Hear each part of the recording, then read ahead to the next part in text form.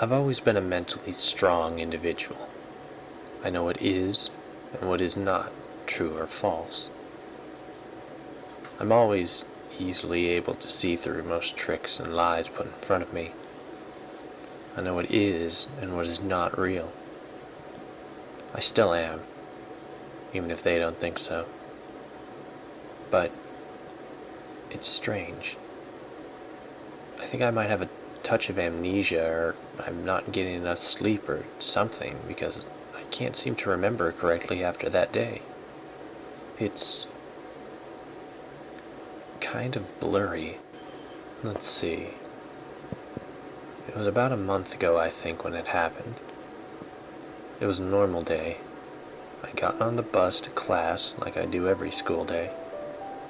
Listened to my iPod on the way there because it's a 45-minute ride and I had nothing better to do to pass the time.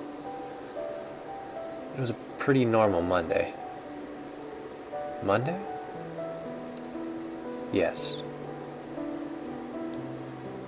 Definitely a Monday.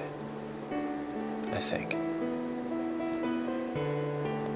But it was a major drag when it started pouring down rain after class, and the only way I could get home was by riding my bike, which was completely soaked.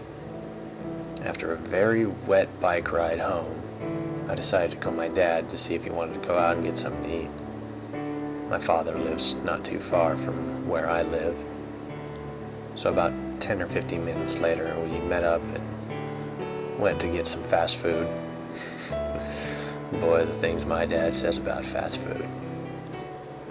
After getting our food, we decided to bike back to my place to eat so he could enjoy some quality time with his kids.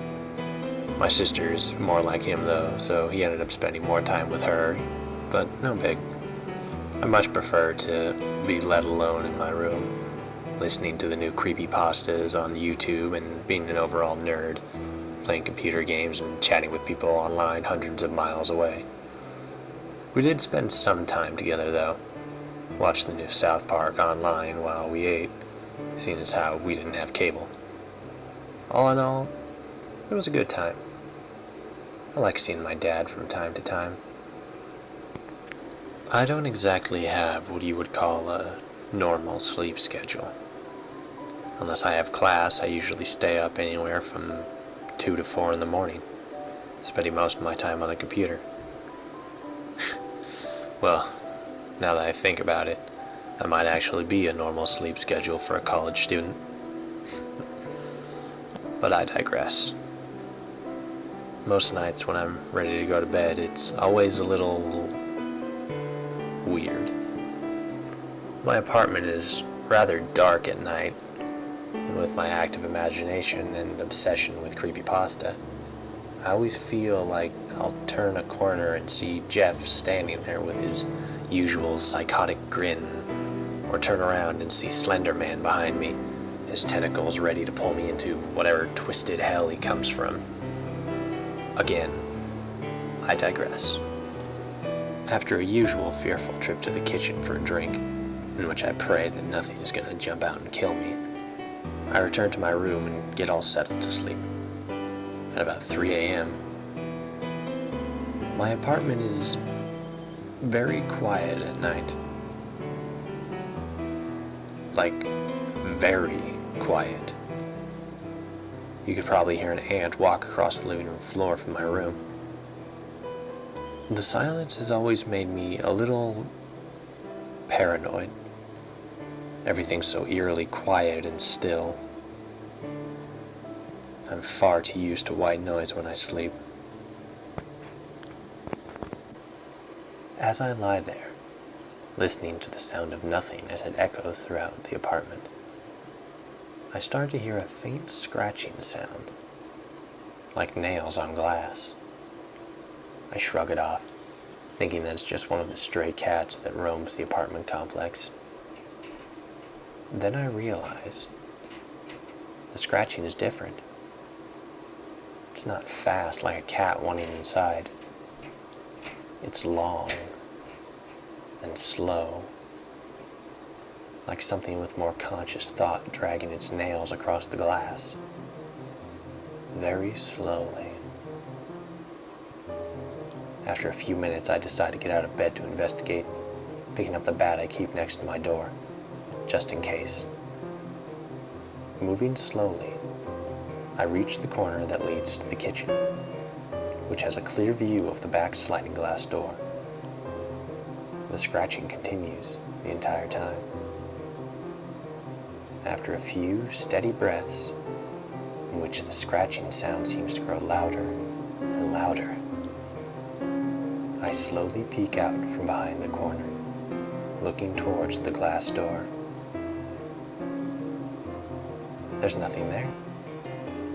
Just the darkness of the small back alley dirt between the complex and the gate of the nearby elementary school.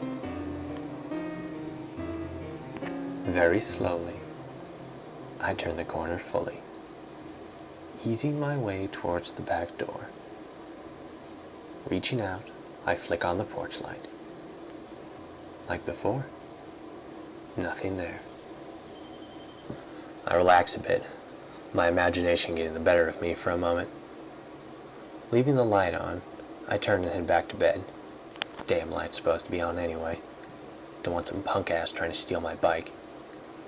I get back to my room, put my bat back next to the door, getting situated back in my bed, and laughing at myself a little for being scared of nothing. After a few minutes, the scratching starts again. Same as before. Long and slow scratches. Now I'm annoyed. Throwing the covers off me, I get back out of bed, grabbing my bat and walking towards the door. Seeing that there's nothing there, but pulling the door open anyway. Stepping outside and looking around. I see no cats around. Damn things must have run off into the bushes when I heard me coming. Stepping back inside, I lock the door behind me, leaving the light on and going back to bed, slightly more annoyed than I was before. After what seems like hours of lying in bed, trying my hardest to get some sleep, I really need to stop staying up so late. I start hearing something outside the door. Not right outside. More like it's coming from the living room. It's like small little scratching sounds against the carpet. And small but heavy footsteps walking. Probably just my upstairs neighbors, though. Their kid always walks around the house pretty loudly. But no, that can't be it. It's 4 a.m., and their kid is never up that late. I hear the footsteps moving closer and closer. Now I'm starting to get a little scared because these heavy footsteps sound too small to be human. Very slowly, footsteps come to a stop, seemingly right outside my door. After a moment, I start to hear those slow, long scratches on my door. My heart's beating like a marching drum. I realize that I'm sweating ice cold bullets. The scratching seems to go on for hours, growing louder and louder. How the hell does my sister not hear that ungodly sound? I cover my ears as the scratching seems to reach a pivotal level. Almost certain that at any second the claws of whatever is outside that door will break through, finally revealing whatever demonic monster is tormenting me. Suddenly, the scratching stops. I slowly pull my hands away from my ears, my heart slowing down and my sweating coming to a stop. I lie in my bed, my breathing heavy and labored in the silence that followed that hellish few minutes. Then, suddenly, my heart stops dead. My blood turns to ice. I become completely paralyzed. The door is opening. I lie there, completely immobilized by fear as the door to my bedroom slowly creaks open. The dark hallway between my room and the bathroom the only thing I see on the other side. For one brief second, I feel that the nightmare is over. Then I see it. A large mass, roughly the size of the door itself, begins to lumber heavily into my room, its thick arms dragging long, sharp claws underneath it as it walks. The closest thing my mind could label it was a sloth. The way it looked, the way it moved its huge claws, but it stood upright and hunched over. Its head began to slowly look up at me, seeming to have been drooping as well from the long, thick neck. What I saw still haunts my nightmares to this day. Its face. Oh, God, its fucking face. Dark fur covered its pitch black skin. Its mouth was stretched wide in a very literal ear-to-ear grin. Sharp, dark yellow teeth seeming to gleam brightly in the darkness. But his eyes... oh my fucking God, its goddamn eyes! They were huge, almost taking up its whole face. The only features on its face at all, aside from its tiny nose, seemed to be its monstrous grin and its huge, deep, pitch black eyes. At the very center of its vast, void-like eyes were tiny pricks of yellow that seemed to bore straight through my soul, leaving a hole that would never, ever be repaired. In my state of complete fear, I heard a small voice speaking in a tone that sounded like it was about to start crying. I realized it was my voice I was hearing, saying the word no over and over again, like it was going to somehow help the situation. But it didn't. Quite the opposite. It made everything so much worse.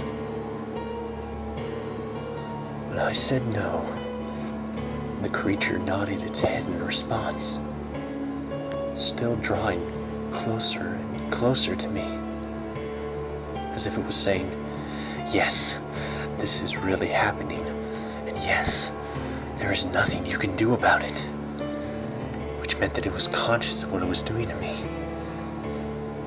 and seeming to be enjoying it. This idea chilled me to the very bone, making all form of rational thought more or less impossible. I felt like I was going mad just looking at the thing. At a complete loss of what to do, I closed my eyes as tight as I possibly could, hoping, praying to whatever God would hear me to save me from this demon that stood before me. I heard the heavy footsteps of the beast continuing to slowly move towards me, the heavy thump of its feet hitting the ground seeming to grow louder and louder as it grew nearer and nearer, threatening to crack the very ground it walked upon. Then it stopped. For the longest time, I kept my eyes forced shut as tight as I possibly could make them. Then slowly, I began to open my eyes.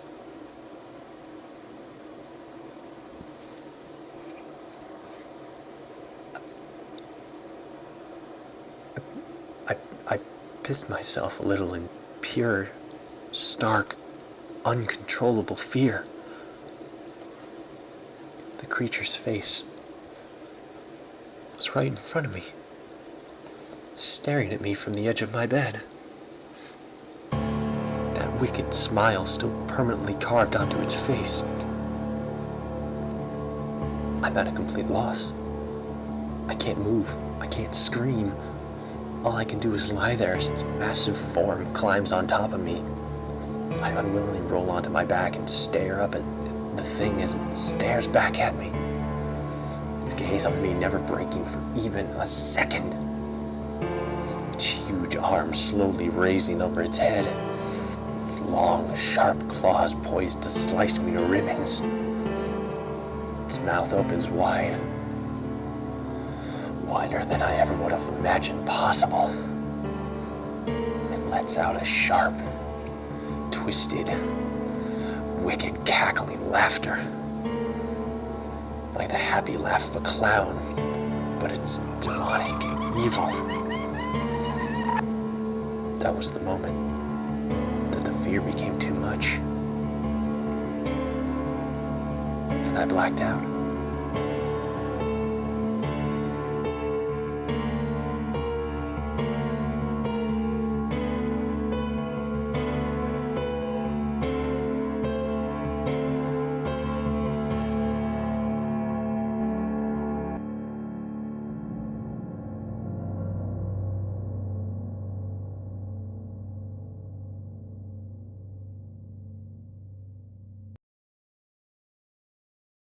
I bolt upright, still in my bed, my body in a cold sweat and feeling like ice.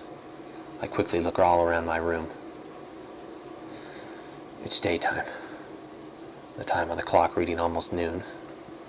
The normal time I wake up after going to bed so late. Breathing heavily, I sit in my bed for a few minutes and try to calm myself down. My rational brain telling myself that it was all just a dream. But it was so real. After a moment, I laugh at myself a little. Must have been all that creepypasta I listened to the night before. Last time I do that again. I get out of bed and I walk towards the bathroom, all the while still remembering that horrible dream. Turning the lights on, I step in front of the sink to splash some cold water in my face. My heart stops dead. The sweat returns. I'm frozen in fear. 3 long, deep claw marks run across my chest and stomach. Claw marks left behind by a very large animal. With a trembling hand, I reached to touch the spot on my chest where the claw marks were, hoping that they weren't really there. I let out a slight whimper as my fingers touched my skin. I could feel no claw marks. I looked down and indeed saw nothing on my chest, but the mirror clearly showed gashes across my chest that threatened to burst open at any second and spill blood all over the floor. In fact, that's exactly what happened. As I stood there, I couldn't help but rub the spot where my wounds were. I saw the slash that I was rubbing open up, more than it should have even. The me in the mirror staring blankly out of it, its eyes almost screaming in pain and fear. The wound opening wide, tearing the skin and muscle from its torso, and exposing bones and tearing sinew, organs silkily slipping from in between the peeling flesh and bone onto the floor below. At this point, I have my back pressed against the wall of the bathroom, transfixed on the grisly scene that is, or rather, is not taking place. I, myself, am perfectly fine. But the me in the mirror is suffering in ways that I can't even begin to comprehend. Is this what is going to happen to me? Is that thing from last night going to do this to me? Or is this just some kind of trick that thing is playing on me? Whatever the reason, I leave the bathroom as quickly as I can, not wanting to see any more of whatever that was. Unsure of what to do, I knock on my sister's door, thinking that maybe if I talked to her about it or something, it would put my mind at ease. After a few moments of no response, I knock again. She's usually up before me. Again, nothing. After a third time, I get a little concerned. I open the door, thinking she was just still asleep. But she should have heard my knocking. Entering the room explained why she didn't answer, however. My sister wasn't in the room. At least, not in one spot. The walls of the room are covered in... there wasn't even a body. Just... God. I collapsed onto the floor.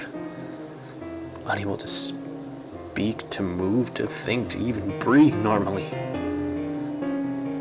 I don't really remember what happened between then and now.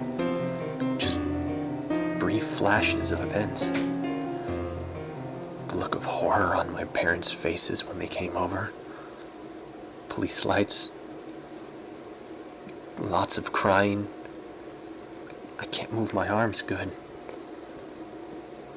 Lots of white.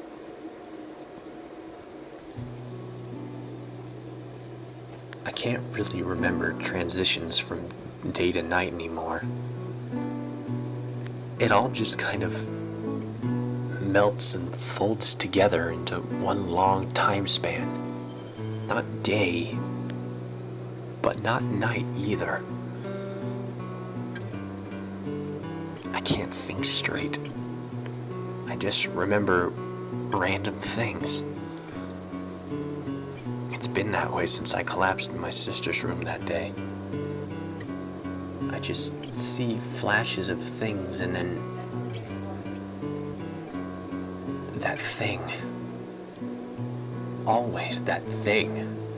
Just watching me with those huge,